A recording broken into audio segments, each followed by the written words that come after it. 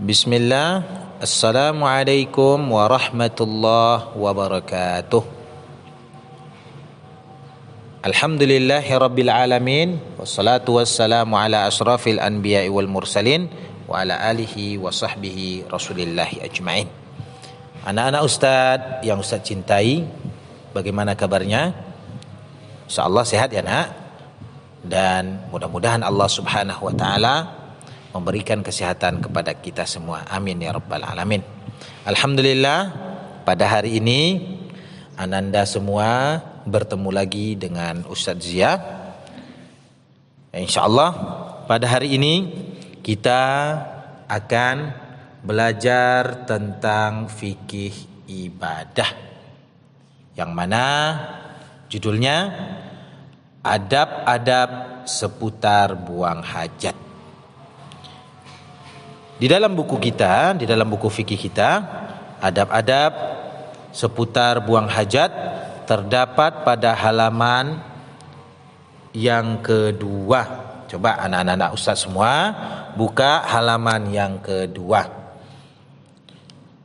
Naam, di halaman yang kedua kita akan dapati adab buang hajat.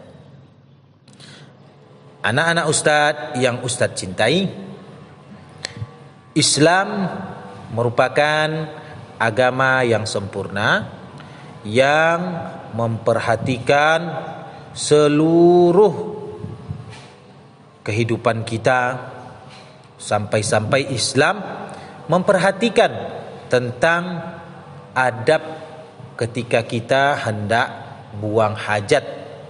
Buang hajat yaitu BAB kah atau buang air kecil kah?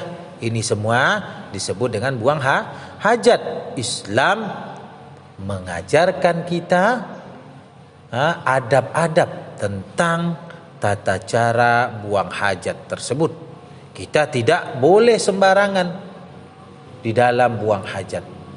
Maka hari ini InsyaAllah di dalam buku fikih ini kita akan diajarkan bagaimana hendaknya seorang muslim di dalam dia membuang hajatnya. Yang pertama, di dalam buku kita fikih ini kita diajarkan ketika buang hajat hendaknya mendahulukan kaki kiri ketika hendak masuk ke dalam kamar mandi atau toilet. Dan sebelum masuk kita membaca doa yang diajarkan oleh Rasulullah sallallahu alaihi wasallam. Apa doanya nak?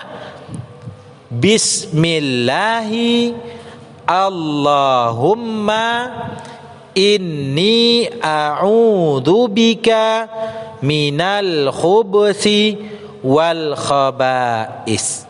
Nah, inilah dia doa yang diajarkan Rasulullah sallallahu alaihi wasallam. Maka anak-anak Ustaz ketika hendak masuk ke dalam kamar mandi hendaknya mendahulukan kaki kiri, dan sebelum masuk baca doa yang diajarkan Rasulullah sallallahu alaihi wasallam. Kemudian yang kedua, apa itu adab yang kedua? Kita tidak boleh membawa Al-Quran atau membaca Al-Quran di dalam kamar mandi. Nah, ini adab yang kedua. Karena Al-Quran tersebut merupakan kalamullah atau perkataan Allah yang mulia, tidak layak ditempatkan pada tempat yang najis, yang kotor. Naam, anak-anak Ustaz yang Ustaz cintai karena Allah subhanahu wa ta'ala. Kemudian adab yang ketiga, ketika kita buang hajat hendaknya kita menjauh dari pandangan manusia. Tidak boleh kita buang hajat tadi di tempat umum yang tidak ada penghalang. Karena ketika kita buang hajat, di situ ada aurat kita yang akan tersingkap maka tidak boleh dilihat oleh manusia. Anak-anak Ustadz yang Ustadz cintai karena Allah. Kemudian yang keempat, tidak boleh menghadap atau membelakangi kiblat ketika buang hajat. Kemudian yang kelima, tidak boleh berbicara ketika sedang buang hajat.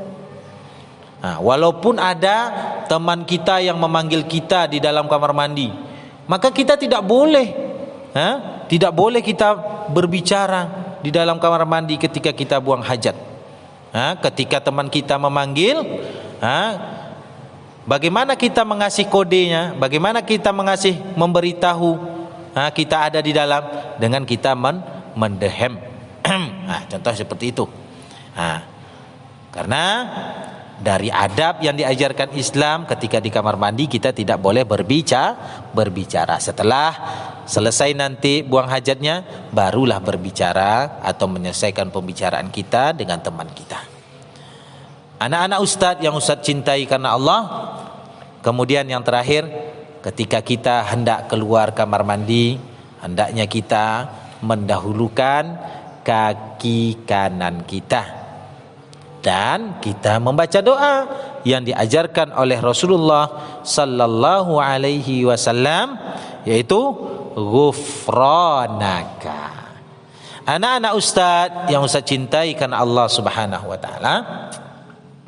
Kemudian kita lanjut pelajaran kita di halaman yang keempat, yaitu tempat-tempat yang dilarang untuk buang hajat. Islam mengajarkan kita bahwasanya kita sebagai seorang muslim yang beriman kepada Allah tidak boleh kita buang hajat sembarangan.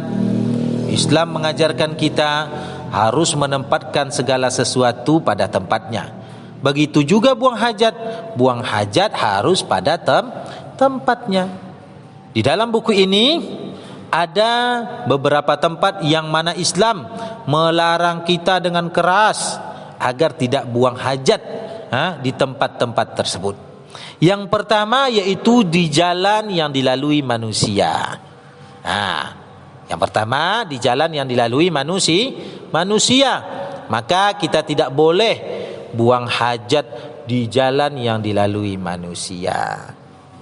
Kemudian yang kedua, di air yang tidak mengalir. Air yang tidak mengalir, contoh genangan air, atau ada di dekat rumah kita genangan air.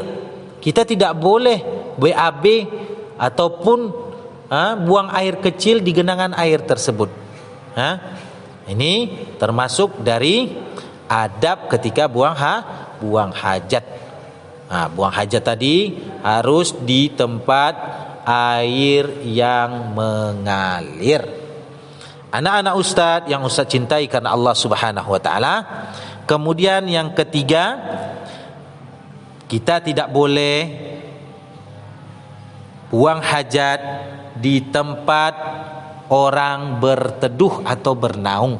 Kita beri contohnya halte, tempat orang menunggu mobil.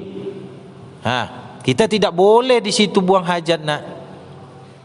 Tidak boleh kita BAB ataupun kita buang air kecil di situ.